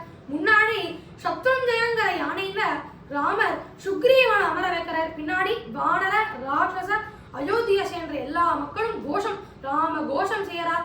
தேவர்கள்லாம் புஷ்பமாரி பொழியறா. இப்படி இந்த வானரங்கள் எல்லாருமே இந்த அயோத்தியாவுக்குள்ள மனித ரூபத்திலேயே காட்சியளிக்கிறாராம். ராமர் சுக்ரீவன் தங்கணுங்கிறதுக்காக தன்னுடைய மாளிகையே கொடுக்கிறார். இந்த நேரத்துல வசிஷ்டர் சுபஷ்ய சீக்கிரம்னு நாளையே சித்திரை பூசத்தன்றே பட்டாபிஷேகத்தை வைத்துக் கொள்ளலாம் அப்படின்னு சொன்ன உடனே எல்லாரும் அவாத்து ஃபங்க்ஷனா ஏத்துண்டு ஒவ்வொரு ஜனமும் ராம பட்டாபிஷேகத்துக்கு காரியத்தெல்லாம் செய்யறா. பட்டாபிஷேகத்துக்கான காரியங்கள்லாம் தடபுடலா ரெடியாகுது. அதே போலத்தான் இப்ப அயோத்தியால பிராண பிரதிஷ்டைக்கான காரியங்கள்லாம் தடபுடலா ரெடியாயின்னு இருக்கு. இப்படி ராம ராஜ்யத்துக்கான பட்டாபிஷேகத்துக்கான நேரம் நெருங்கித்து. அந்த நேரத்துல வசிஷ்டர் சொல்றார், எல்லா ஏற்பாடும் ஆயிடுத்து, ஆனா 4 திசை தீர்த்தம்னு 4 திசைகள்ல இருக்கக்கூடிய புண்ணிய நதிகளினுடைய தீர்த்தம்லாம் வேணும், அது இன்னும் வரலையே அப்படின்னு சொன்ன போது சுக்ரீவன் சொல்றாரு, நம்ம வானரால் எல்லாம் என்னன்னு நினைச்சே அவெல்லாம் சொடக்கு போடுற நேரத்துல 100 மைல் 150 மைல்னு தாவி குதிச்சு புண்ணிய நதியில இருக்கக்கூடிய தீர்த்தத்தை எல்லாம் கொண்டு வந்துடுவா அப்படின்னு சொல்லி முடிக்கிறதுக்குள்ள நதியில இருக்கக்கூடிய தீர்த்தம்லாம் வந்துருக்கான். இதெல்லாம் பார்த்து எல்லாருக்கும் ஆச்சரியமா இருக்கு. பேர்பட்ட ராம பட்டாபிஷேகத்துல எங்க பார்த்தாலும் பக்தி வெளிப்படுறது. விபீஷணன் அவன் ஒரு விதமா பக்தியை வெளிப்படுத்துறார். எப்படின்னா, இவ்வளவு நாட்களா ராமரினுடைய அந்த அனுபவம் நமக்கு கிடைச்சிடுது. ஆனா இந்த அயோத்தியை சேர்ந்த மக்கள்லாம் ராமரை இப்படி 14 வருஷமா தரிசனம் பண்ணக்கூடிய பாக்கியமே இல்லை இல்லையா? அதனால அவள்லாம் அனுபவிக்கட்டும் அப்படின்னு விபீஷணர் ஒதுங்கி வந்துடுறார். இன்னொரு பக்கம் சுக்ரீவனோ வேற விதமா பக்தியை தெரிவிக்கிறார். எப்படின்னா, ராமர் இப்பதான் காட்டுல இருந்து வந்திருக்கார், அவருக்கு செழிப்பா இருக்காதோ இந்த மக்கள்லாம் போய் போய் டிஸ்டர்ப் பண்றா, ராமருக்கு கஷ்டமா இருக்காதோன்னு சொல்லிட்டு சுக்ரீவன் ஒதுங்கி போங்கன்னு அவரும் ஒரு விதமா பக்தியை வெளிப்படுத்துறார். லக்ஷ்மணன் எப்படின்னா, பஞ்சவட்டி போன்ற இடங்கள்லாம் அவர் சேகரிச்சு வைக்கிறாராம் திரவியங்கள். அதெல்லாம் ஏன் சேகரிச்சு வைக்கிறாருன்னு பார்த்தோம்னா, பிற்காலத்துல இதையெல்லாம் பார்க்கும்போது ராமரோட நம்ம எப்படி நேரத்தை செலவிட்டோங்கிறதெல்லாம் லக்ஷ்மணனுக்கு ஞாபகம் வருமா, அதெல்லாம் அவர் சேகரிச்சு வச்சிருக்கார். இப்படி எங்க பார்த்தாலும் பக்தி வெளிப்படுறது. ராம பட்டாபிஷேகம் அடங்கேறது. அரியணை அனுமன் தாங்க அங்கதன் உடைவாள் ஏந்த பரதன் வெண்குடை கவிர்க்க இருவரும் கவரி பற்ற விரை செறி குழலி ஓங்க வெண்ணையூர் சடையின் தங்கள் மரபுளோ குடுக்க வாங்கி வசிஷ்டனே புடைந்தான் மொழின்னு ரொம்ப அழகா இருக்கு.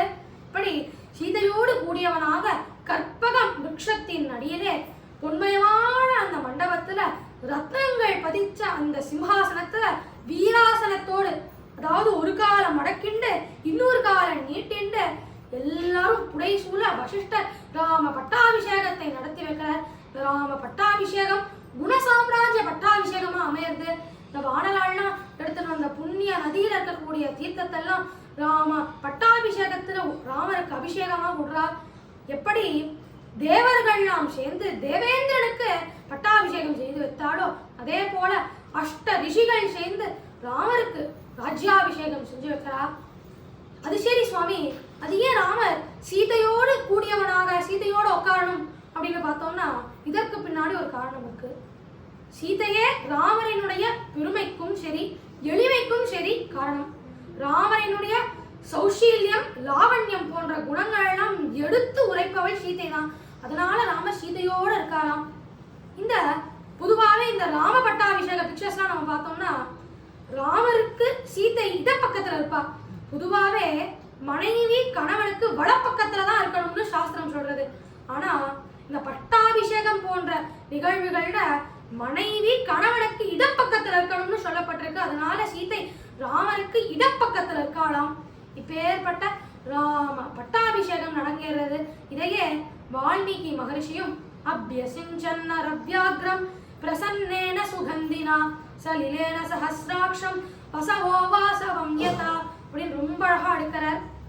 இப்ப ராமர் இந்த பட்டாபிஷேக நிகழ்வுக்கு யாரெல்லாம் வந்தாலோ அவளுக்கெல்லாம் அவர் gift கொடுக்கிறார், சம்பாதனை செய்யறார். முதல்ல சுக்ரீவனுக்கு என்ன gift கொடுக்கிறாருன்னா தங்க ஹாரத்தையே பரிசா கொடுக்கிறார். அடுத்து அங்கதன், வாலி பிள்ளை அங்கதம்னு சொன்னாலே தோல் வளைன்னு சொல்லுவா. அவனுக்கு தங்க தோல் வளைய பரிசா கொடுக்கிறார். அடுத்து தேவேந்திரன் ராம பட்டாபிஷேகத்தப்ப முத்து மாலையை கொடுக்கிறார். அந்த முத்து மாலையை ராம சீதையிட கொடுத்து, எவன் ஒருவன் வீரியத்திலையும் சௌரியத்திலையும் பராக்கிரமத்திலையும் புத்தி கூர்மையிலையும் எவன் ஒருவன் சிறந்தவனோ அவன்கிட்ட நீ இந்த முத்து மாலையை கொடுன்னு சொன்ன போது சீதை ஹனுமன்ட்ட இந்த முத்து மாலையை கொடுக்கிறான். சீதைக்கு எப்போதுமே ஹனுமன் மேல ஒரு ஈர்ப்பு இருக்கு. இது நம்ம சுந்தரகாண்டத்தப்பையும் சரி யுத்தகாண்டத்தினுடைய முடிவுல ராமர் ஜெயிச்சப்பையும் சரி நம்மளால பார்க்க முடியும். அதனால இந்த முத்து மாலையை சீதை ஹனுமன்ட்ட கொடுக்கறா. அடுத்து தன்னுடைய குல தெய்வமான ரங்கநாதனையே விபீஷணனுக்காக பரிசா கொடுக்கிற அந்த ரங்கநாதனை தான் இப்ப நம்ம உபயகாவேரி மத்தியத்துல நம்மால சேவிக்க முடியாது. அப்ப பரதனுக்கு இவர் இளவரச பட்டமும் சூட்டுறார். கைகேயி பரதனுக்கு இந்த ராஜ்யம் கிடைக்காதுன்னு சொல்லிட்டு தானே ராமரை 14 வருஷம் காட்டிற்கு அனுப்பிச்சா. ஆனா ராமர் அப்படி இல்லைங்கிறத ப்ரூவ் பண்ற விதமா பரதனுக்கே இளவரச பட்டம் சூட்டுறார். அப்படின்னா ராமரினுடைய மேக்னானிமிட்டி எப்பேற்பட்டதுங்கிறத இந்த ஒரு காரியம் மூலமா நம்மளால தெரிஞ்சுக்க முடியும். இப்பேற்பட்ட இந்த ராம ராஜ்யத்துல துர்மரணம்ங்கிறது கிடையாது. எந்த ஒரு விதமான மிருகங்கள்னாலையும் மக்களுக்கு தொந்தரவே கிடையாது. அதே போல எல்லாரும் தர்மத்தை பின்பற்றினார். இந்த கோவிட்-19 இன்ஃப்ளூயன்சா போன்ற வியாதிகள்னால மக்களுக்கு பிரச்சனை கிடையாது. எல்லாரும் நாமத்தை பாடுறா. ராமோ ராமோ ராம இதி பிரஜா நாம பவன் கதாஹ ராமபூதம் ஜகதபூத் ராமே ராஜ்யம் பிரசாசதி. மாதம் மும்மாறி பெய்யுதுன்னு சொன்னான் இல்லையா, அது போல ராம ராஜ்யத்திலேயும் மாதம் மும்மாறி பெய்தது. பயிர்கள்னா செழிப்பா விளைஞ்சது. யாருமே பொறாம பேராசையே இல்லாம சௌக்கியமா இருந்தா. இப்பேற்பட்ட ராம ராஜ்யம் 11,000 வருஷம் நீடித்தது. இதையே சுவாமி வேதாந்த தேசிகன் தன்னுடைய ரகுவீர கத்தியத்துல அபிகத சதமக ஹுதவஹ பித்ருபதி நிர்ருதி வருண பவன ஜனத ஈஷ முக சுரபதி நுதி முதித அமிதமதி விதி விதித கதித நிஜ விபவ ஜலதி புருஷதலப விகதவய விபுத பரிபೃಟ விபோதித ஈரசயன சாயித வானர பிரதனௌக ஸ்வசமய விகடித சுகடித சஹృదய சஹதர்ம சாரிணீக விபீஷண வசம்பதீக்ருத லங்கைஸ்வர்ய நிஷ்பन्न கிருத்ய கபுஷ்பித ரிபுபக்ஷ புஷ்பகரவசகதி கோஷ்பதீக்ருத ககனார்ணவ प्रतिज्ञार्णवतरण ऋतक्षण भरत मनोरथ सिंहासनाधिरूढ़ स्वामिन् राघव सिंह. இப்பேற்பட்ட ராம ராஜ்யத்தை தரிசனம் பண்றதுக்கான பாக்கியம் நமக்கு கிடைக்கல. ஒருவேளை தரிசனம் பண்ணியிருந்தோம்னா இந்த ஜென்மாவே வந்திருக்காது.